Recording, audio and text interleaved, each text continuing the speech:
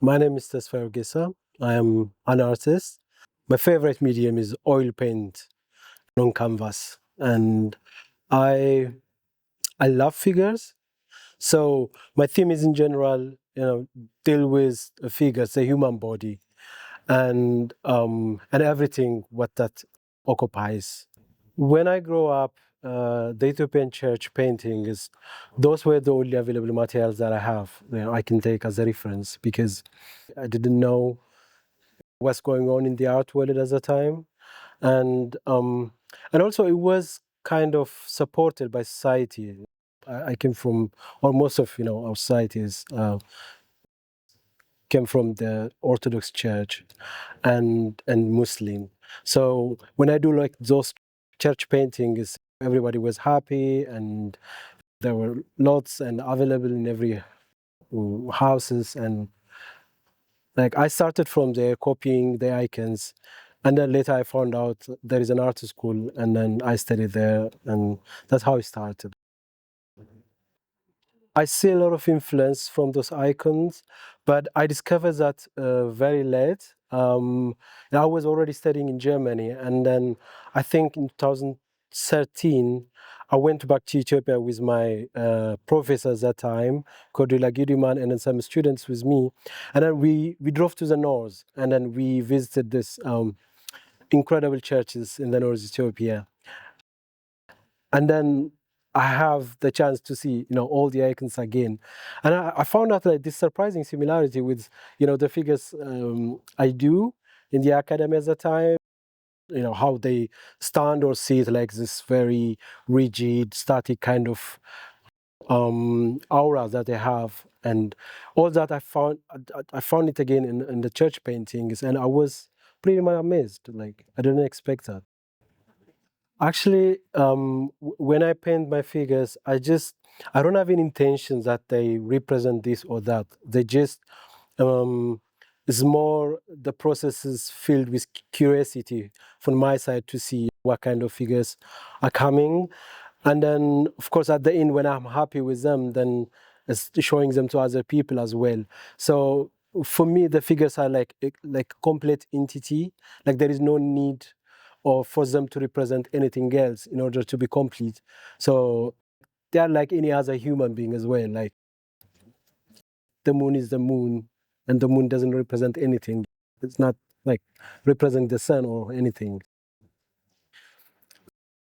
At some point in our interview, I was discussing with Ken about the figures, why they are holding, all that ambiguity, especially in terms of emotional and psychological tensions in them. And I told him I want my figure to have everything in there, the fragility, at the same time the strengths.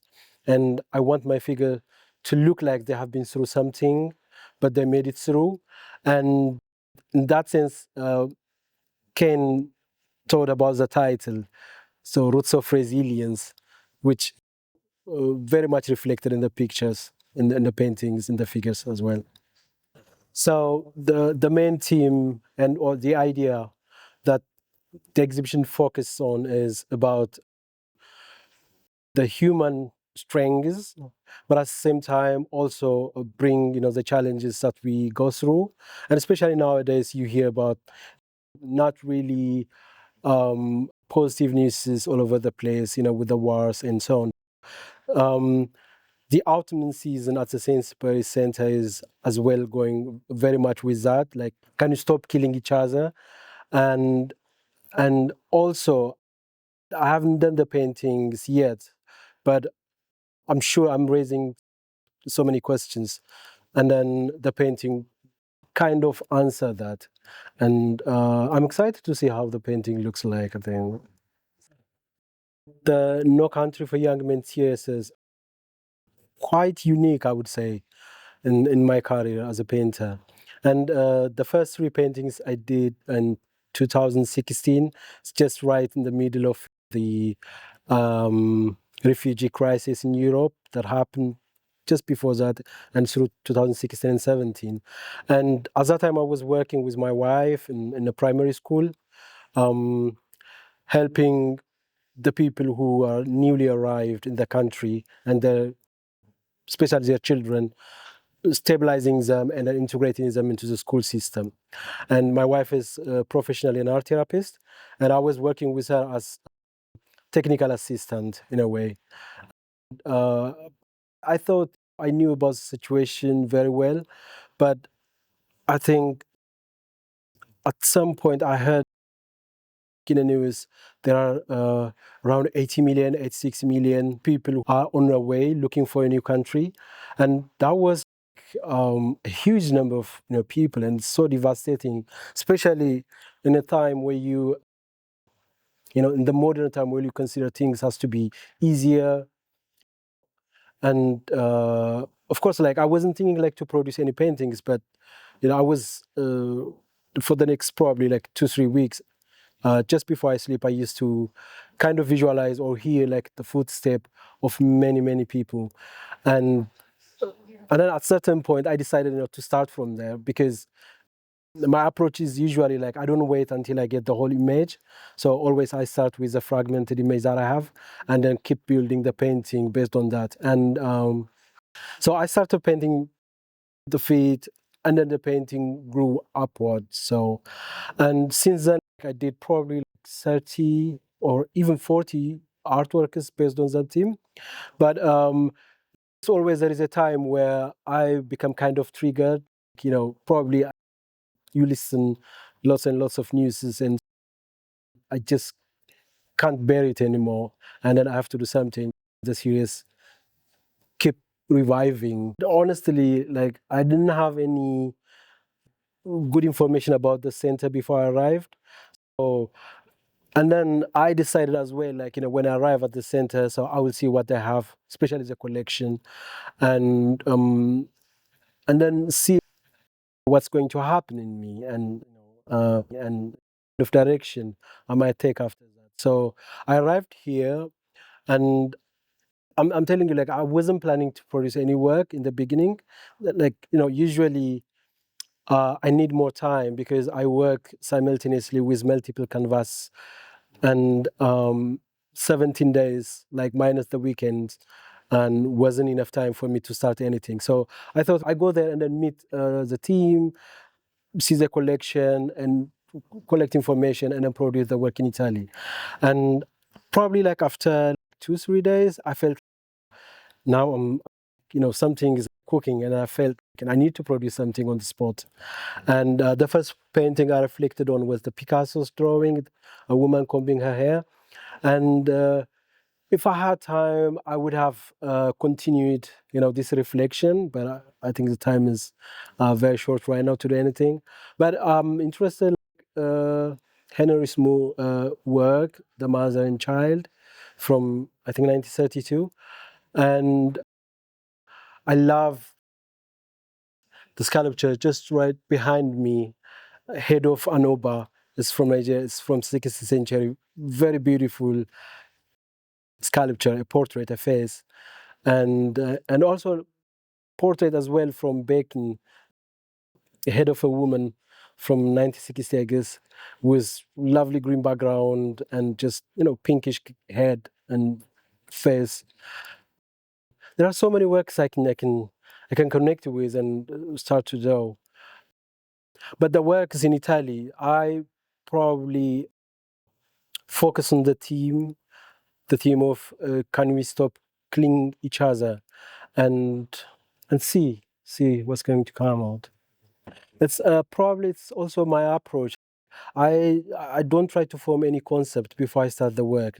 I gather informations, but the forming of a concept happens at the same time when I do the paintings along the way. The first thing I was attracted to was, like, after I heard this is a museum plus a research center, or like research center plus a museum, and I saw, like, I've never had that kind of experience being in a museum. At the same time, they have, like a major part doing research on their collection, as well as things related to their collection.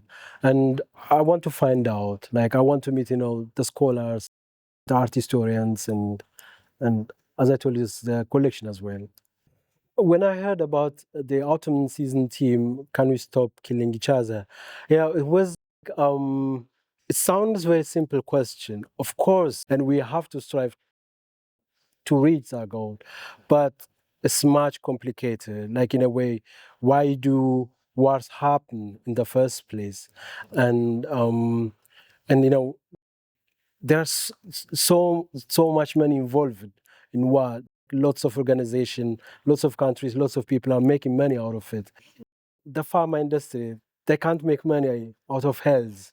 So the war industry, they make money out of war. So it's uh, it's kind of big business, and it's quite difficult.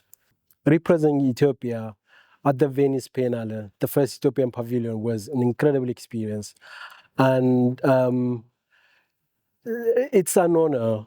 But at the same time, at that moment, I was very much aware of the responsibilities that I have, and of course, like Ethiopia has never been represented in the Venice Biennale, except in some group shows, but never had its own pavilion. So it's an incredible opportunity to inspire young artists in Ethiopia as well, so that they can follow this footstep. But at the same time, it also brings an incredible amount of attention to the art community, to the art movement in the country, because we never had that kind of opportunity in the past. I have lots of big questions. One of them is, what happened after we died? This is kind of huge questions that I have. And what happened when love dies? Where does it go? Like, why people choose to focus on their differences instead of their commonalities, what they have in common. Because people always choose to focus on little differences and to do a separation between them. And because that's also one of the things that leads to war and to all negative sides.